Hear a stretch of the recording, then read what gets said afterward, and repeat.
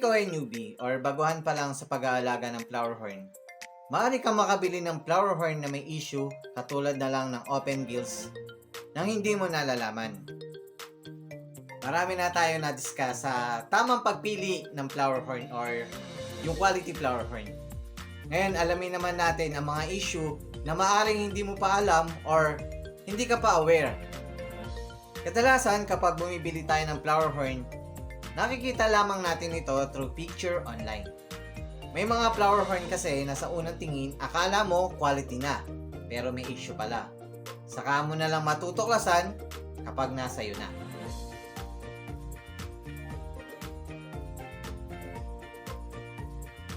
Kung ikaw ay newbie or baguhan pa lang sa pag-aalaga ng flower horn, maaari kang makabili ng flower horn na may issue katulad na lang ng open gills nang hindi mo nalalaman.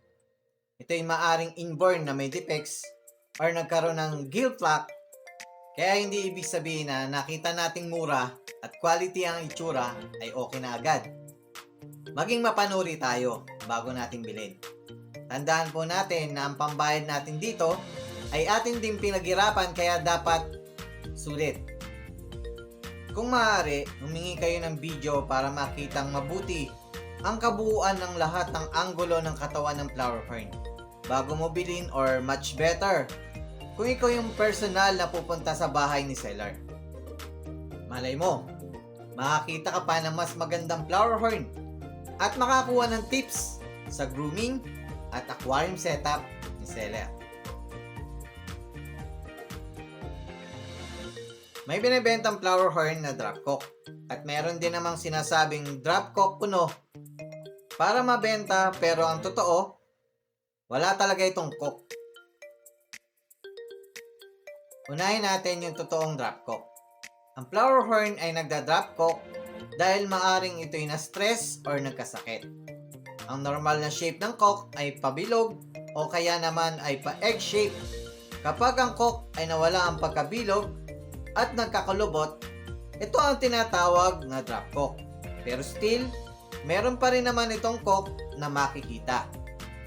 Ang problema lang, may mga flower horn na natotrauma dahil sa sakit at hindi na bumabalik ang cock nito sa dati.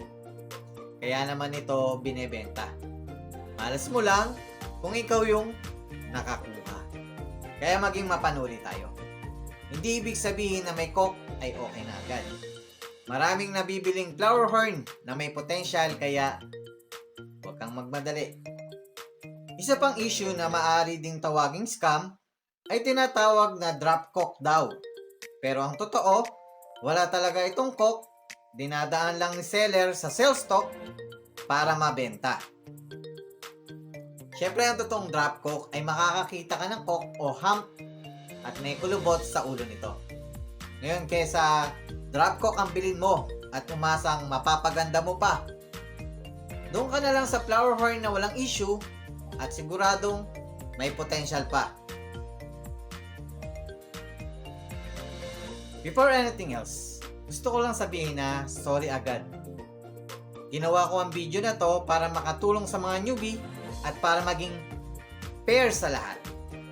May mga flower horn kasi na over-filter talaga ang pagkaka-edit. To the point na pag dumarating sa bahay ni buyer, meron silang doubt kung ito nga ba yung in-order nila o hindi. Kaya naman tinatanong nila sa akin. At ang nagiging basehan natin ay yung pearl pattern. Meron tayong dalawang sample dito. Isang normal picture at isang naka-filter.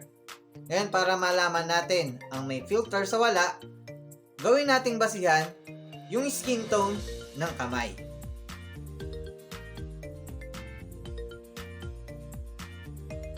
Ngayon, paano naman kapag walang kamay na nakahawak? Ang magiging basehan natin ay yung paligid nito. Kahit ang poop ng flower horn ay pwede ring maging basihan.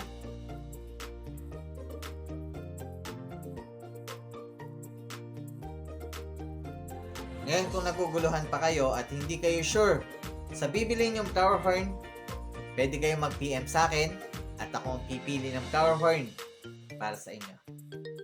Ilalagay ko po sa description below ang link ng FB page ko para doon kayo mag-PM. Isa pang issue na madalas binabaliwala ng mga newbie ay ang malabong overcross pearl. Kaya naman sa huli, nagtatanong sila kung ano bang magandang remedyo para luminaw ang pearl. Kapag ang flower horn ay 3 inches patas na, yung pearl na nakikita nyo sa kanyang buong katawan, especially sa kanyang cock o yung tinatawag ng overcross pearl, ay yun na rin yung magiging pearl niya hanggang pagtanda. Pwede pang mabanat ang pearl nito kapag lumaki ang cock. Pero kung malabo ang overcross pearl, ay maliit din ang tsansang mapalinaw pa. Pwede kayong gumamit ng rainwater para ma-enhance ang pearl nito, pero don't expect too much dahil kadalasan hindi na talaga nagagawa ng remedyo o paraan. May nagsasabing gumamit daw ng ilaw para maging malinaw or shiny yung pearl nito. Pero ang tanong, paano kapag pinatay mo ng ilaw? Malinaw pa kaya? Shiny pa kaya? Malamang, hindi na. Gumamit daw ng spirulina o kaya naman ay pellets na may ingredients na makakatulong magpa-pearl. Pero ang totoo, nakakatulong nga ba? Kaya naman ang suggestion ko, pumili kayo ng flower horn na nasa kanya na lahat ang magandang katangian. Ngayon, for more tips sa tamang pagpili ng flower horn o quality flower horn, ilalagay ko po sa description below ang link ng video. Kaya kung hanap mo ay dagdag na impormasyon, dito ka lang sa Flower Horn Newbie TV at siguradong marami kang matututunan. Kaya paki-like, subscribe, share, and hit the notification bell para updated ka. Shoutout sa'yo, Kenneth Carr sa Spa.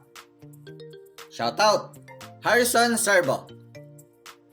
Shoutout sa'yo, Chuck Bell Espino. Last but not least, shoutout sa'yo, Castro family, at pinapabati din nila ang kanilang newborn baby, Juan Alfonso Castro.